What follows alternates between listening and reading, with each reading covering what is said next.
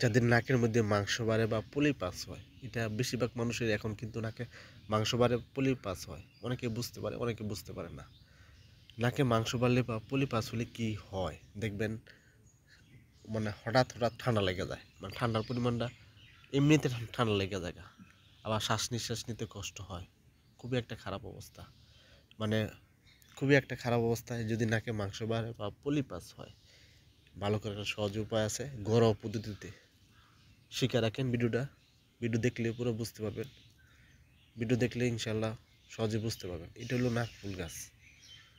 এইরকম নাক ফুল গাছ সংগ্রহ করবেন। সংগ্রহ করে এইরকম পাতা নেবেন, এরকম পাতা নেবেন। পাতা নিয়ে এইভাবে চাপ দেবেন, এইভাবে চাপ দিয়া এটা রস, এভাবে রস নেবেন, 2 ফোঁটা রস। যে নাকের মধ্যে মাংস বাড়ছে বা পলিপাস হয়েছে, এই নাকে এই 2 ফোঁটা রস নাকের ভিতরে দিবেন। আর আপনার সকালবেলা অ্যালার্জি ওষুধ খাবেন, রাত্রেবেলা অ্যালার্জি ওষুধ খাবেন। অনেকে বলেন কী ধরনের অ্যালার্জি ওষুধ খাবেন। আপনার বাজারে অ্যালার্জি ওষুধ খেতে পারেন। আমার কাছে এই যে ঘরোয়া পদ্ধতিতে অ্যালার্জি দূর করার সহজ উপায় আছে, এই পেজে ভিডিও আছে। ভিডিও দেখলে বুঝতে পারবেন। একটানা আপনারা এই পাতার রস দেবেন 5 দিন, 5 দিন অ্যালার্জি ওষুধ খাবেন। দেখবেন সহজে আপনার নাকে যদি মাংস বাড়ে বা পলিপাস হয়, এটা সহজে ভালো হয়ে যাবে। আরেকটা রোগ আছে, সেটা হলো অনেকে আছে মুখে ঘাও হয়, জিহ্বাতে ঘাও হয়। এই ঘাও হলে কী করবেন, এই যে এই ফুলটা নেবেন। এরকম আপনারা এরকম নাক ফুল গাছের যে ফুলটা, এরকম 3টা বা 4টা ফুল নেবেন। সকালবেলা চিবে চিবে খাবেন, মানে 2 বেলা খাবেন। দিনে 2 বেলা আপনার সুবিধা মতো খেতে পারেন।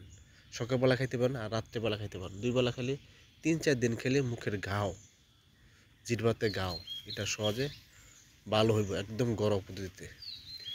যারা এই ভিডিও দেখার পর যদি উপকৃত হন, যদি ভালো লাগে, এই পেজটা যদি ফলো না দিয়ে থাকেন ফলো দিবেন। ফলো দিলে এটা হয়, আমি যখন নতুন নতুন ভিডিও আপলোড করবো তখন আপনারা সহজে দেখতে পারবেন। যারা ইউটিউবে দেখবেন তারা সাবস্ক্রাইব করবেন এই জন্যই, আমি যখন নতুন নতুন ভিডিওগুলো আপলোড করবো তখন আপনারা সহজে দেখতে পারবেন। আর বিশেষ করে কোথাও যদি বুঝতে অসুবিধা হয় তাহলে কমেন্ট করবেন। কমেন্ট করলে আপনাদের কমেন্টে উত্তর দেব। আর অবশ্যই শেয়ার করে দেবেন, অন্য একটা মানুষকে দেখার সুযোগ করে দেবেন।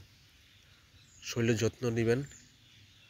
সিজনই সবসময় সিজনে যখন যে সিজন থাকে ওই সিজনই ফলগুলা খাওয়ার চেষ্টা করবেন। সিজনই ফলগুলা সস্তা পাওয়া যায়, এগুলা খাবেন, শরীরের জন্য হেলদি হবে। আর সবসময় চেষ্টা করবেন প্রতিদিন 20 থেকে 25 মিনিট ব্যায়াম করার জন্য। ইনশাল্লাহ সুস্থ থাকতে পারবেন সহজে।